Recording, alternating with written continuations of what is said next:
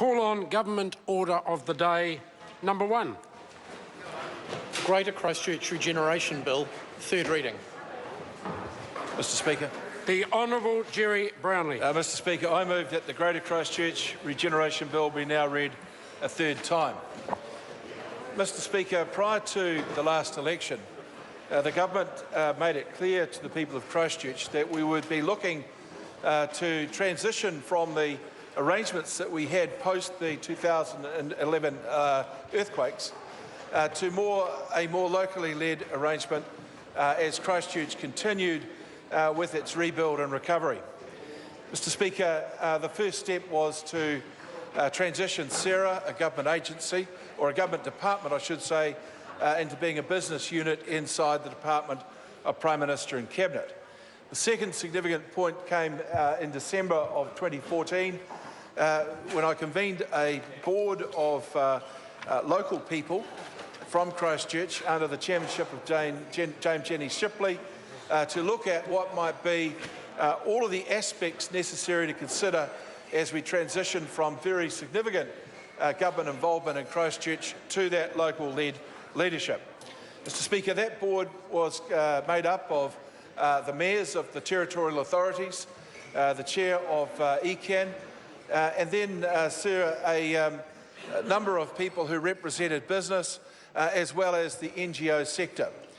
And it was, I think, a very good process that enabled all of those people to put their particular considerations into the mix, measured against the needs of the wider community, and of course to hear from the mayors who were there in their own private capacity, including the Mayor of Christchurch, some of the concerns that those organisations might have post the arrangements that we may eventually have got to.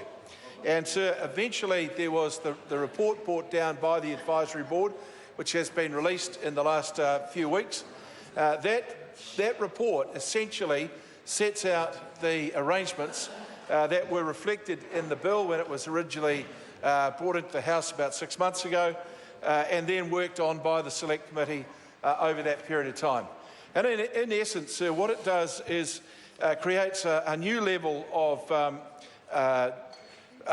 organisation in Christchurch that will be able to continue some of the work that was enabled by the Canterbury Earthquake Recovery Act, but have it led by local people, have it led essentially by a combination of appointees from the government and appointees from the Christchurch City Council. That organisation will be called Regeneration Christchurch, and over a period of years it will transition from being a 50-50 government Christchurch City Council partnership into being a fully council-controlled organisation. And I'm pleased, sir, that some very capable people have accepted appointment to the board of that organisation. We look forward now to it establishing under a chief executive and getting about its work. And if there's a question about what its work is, it should be seen in the context of a city that suffered significant devastation in the earthquakes, has gone through a recovery where we've got now some plans and a lot of work being done in a reconstruction sense, but essentially because of much of that, needing to regenerate many parts of the Christchurch city that have perhaps not suffered the same level of damage, but nonetheless have changed because of the circumstances the earthquake has brought along. So, sir, I look forward to some very exciting prospects for regeneration in Christchurch, for essentially urban renewal being brought to fruition through the offices of Regenerate Christchurch. It should be recognised that the government's commitment to Christchurch remains around the anchor projects. There's a lot of talk about when will we hear about the convention centre, when is the Metro Sports going to be done, and I know Dr Megan Woods asks me this all the time, but she also appreciates that we're actually dealing, or that the government is dealing with a number of complexities, not the least of which is that the private sector contractors who will deliver those facilities do like to be paid and paid somewhat handsomely, and so there is a necessity to ensure that on behalf of the future owners, whoever they might be, those facilities are going to work and be suitable for the wider community use that they're intended. So, Mr Speaker, In order to continue that process, and I can assure the House there will be some announcements in regard to both of those two projects I mentioned in the very near future. There is an organisation established by the government called Otakaro Limited, and I hope, Mr Tirakati, that I got the pronunciation of that correctly. I apologise for not pronouncing that word appropriately if I've mispronounced, and promise not to criticise you for some other butchering that you do of a language I'm more familiar with. But might I say, sir, that body that is being set up as a Schedule 4A company under the SOE Act, and it will have strong accountabilities, but it will have a particular role in the delivery of the commercial interests that remain around those big projects. So the big issue in Christchurch, well, not the biggest issue, but one that a lot of people talk about often, is what happens in the residential red zone. The arrangements we've got is that right now, Land Information New Zealand is acting as the manager for that land and effectively making sure that it is kept in a reasonable state. The ownership will be represented by Otakaro Limited, but the decisions about what its future use might be will be led by Regeneration Christchurch. And people might think that's a very convoluted way of doing things, but one of the important things to remember in all of this is that this bill before the House today was finally constructed by a cross-party arrangement where members, largely from Christchurch, sat down with the bill, looked at what the city needed and concluded or made some conclusions about the nature and shape of the legislation we need going forward. So while it may appear a little cumbersome, I'm quite sure that it is the best we could have done moving forward. And I think the mere fact that we do have significant support for the bill in the House today indicates the ongoing commitment of Parliament to assist Christchurch as we go or get back into the place that we have been in the past, and even better. Mr Speaker, alongside those two organisations, the City Council is also setting up what effectively will be a one-stop shop for investment called Development Christchurch.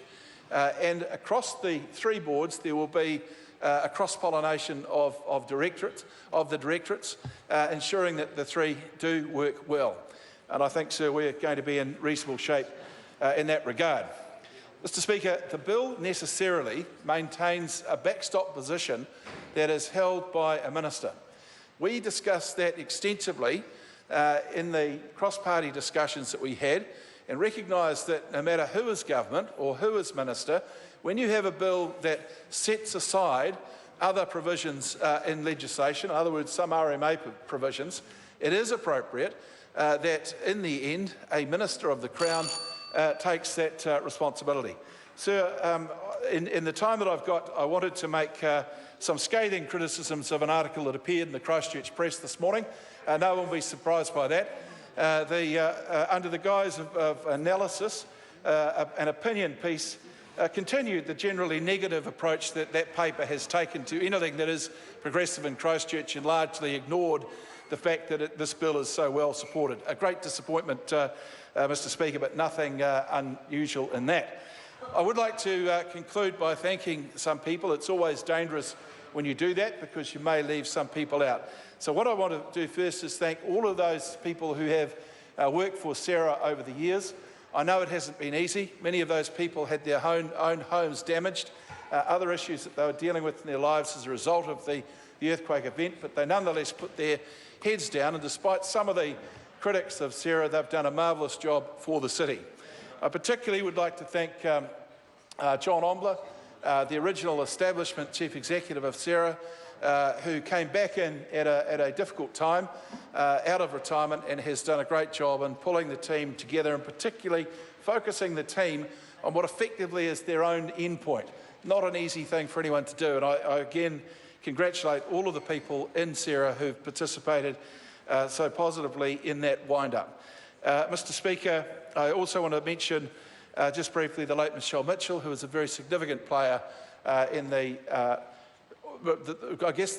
maintaining the focus we have on the psychosocial health in Christchurch. Part of her legacy will be the requirement set down by the Transition Advisory Board that we do have an ongoing focus on that, and that's been reflected by government announcements in recent days. Mr Speaker, this is a good bill. It is a turning point for Christchurch. It does start the process over a short number of years to returning local leadership to our community. The question is that the motion be agreed to. Thank you, Mr Speaker.